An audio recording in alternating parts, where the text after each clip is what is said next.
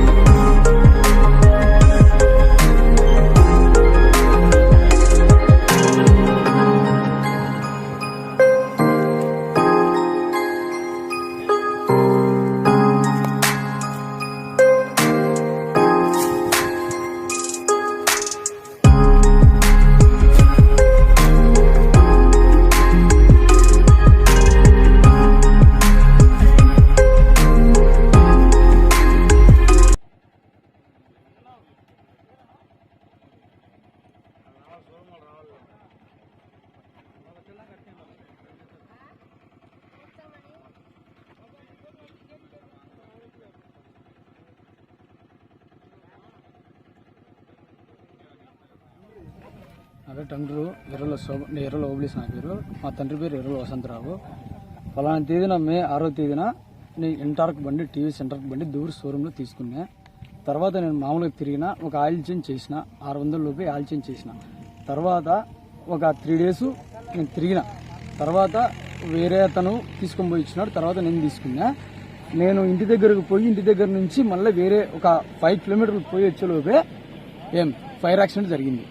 తర్వాత నాకు కింద నుంచి ఎట్లా జరిగింది ఫైర్ యాక్సిడెంట్ ఎట్లా జరిగిందంటే నేను రన్నింగ్ లో ఉంటే కనుక రన్నింగ్ తర్వాత నాకు షాక్ బాడీ నుంచి షాక్ వస్తుంటే ఏందని చూస్తే సీట్ మొత్తం కాలిపోతుంది చిన్నగా. నా కింద సైడ్ నాకు అంటే నా బ్యాక్ కొద్దిగా ఫ్రంట్ సైడ్ సెంటర్ పాయింట్ లో జరిగిపోతుంటే నేను చూసి దిగి కొద్దిసేపు గమనించేలోపే బ్లాస్ట్ అయింది. సీట్ మొత్తం బ్లాస్ట్ అయింది. ఫైర్ వచ్చింటే నేను నా ఫ్రెండ్స్ కి ఫోన్ చేస్తే వాళ్ళంతా వచ్చి చూసినారు. దానికి సర్కిల్కి వచ్చి చూసి ఇక్కడి నుంచి అక్కడి వరకు వాళ్ళు భయపడి వాళ్ళ స్కూటీలు అక్కడ పెట్టుకున్నారు. ఒక స్కూటీ ఒక బైక్ అక్కడ పెట్టుకున్న తర్వాత వచ్చినారు. అంతా ఊరు మొత్తం అంతా వచ్చింది చూసినారు. చూస్తే నేను నాకు ఫైర్ ఆడ జరుగుతూనే నేను స్టాండ్ వేసి బయటకు వచ్చేసాను. ఇది జరిగింది. వాళ్ళకు నేను ఫోన్ చేస్తే ఇన్సూరెన్స్ ఆయన మాత్రం అయితే ఫోన్ ఎత్తలే. షోరూమ్ ఆయనకు ఫోన్ చేస్తే ఆ టీవీఎస్ సుబ్బు అంటే ఆయన సుబ్బు అని ఒక ఆయన ఉంటాడు, ఆయన టీవీఎస్ షోరూంలో దువ్వూరులో. ఆయనకు ఫోన్ చేస్తే నాకు ఇట్లా జరిగిందని అంటే కనుక వాళ్ళు ఏం చెప్పారంటే మాకు సంబంధం లేదన్నా అని చెప్పేసింది. అది విషయం జరిగింది నాకు అంతే. మొత్తం 1,20,000 వరకు క్యాష్ అయితే నేను 30,000 డౌన్ పేమెంట్ కట్టినా. తర్వాత మళ్ళీ వేరే ఇష్యూ ప్రాబ్లంగా ఒక వేరే పర్సనల్ లోన్ ఉందని చెప్పి మళ్ళీ ఎక్స్ట్రా ఒక 10,000 డబ్బులు తీసుకున్నారు. తర్వాత దానికి కూడా నేను ఓకే అని చెప్పేసిన. తర్వాత వాళ్ళు మళ్ళీ ఇన్సూరెన్స్ అన్ని మొత్తం నాకు ఫినాలిటీతో సహా మొత్తం అని చెప్పేసి ఒక క్లియర్ అమౌంట్ చెప్పిన. తర్వాత సరే ఓకే అని చెప్పిన. తర్వాత పర్సనల్ లోన్ వాళ్ళు నిన్న కూడా నాకు ఫోన్ చేసింటే వాళ్ళకి ఏం చెప్పిన, ఆయన మీకు డబ్బులు కట్టాలంట అని చెప్పి అది కూడా చెప్పేసిన. ఆయన టీవీఎస్ షోరూంలో నాగేశ్వరరావు అని ఆయన ఒక ఆయన ఉంటాడు, ఇన్సూరెన్స్ ఓనర్, అది ఇది ఆమెకి ఫైనాన్స్ చేసే మంచి ఆ మంచి అతనితో కాంటాక్ట్ అయ్యి ఆయన మాట్లాడినాడు.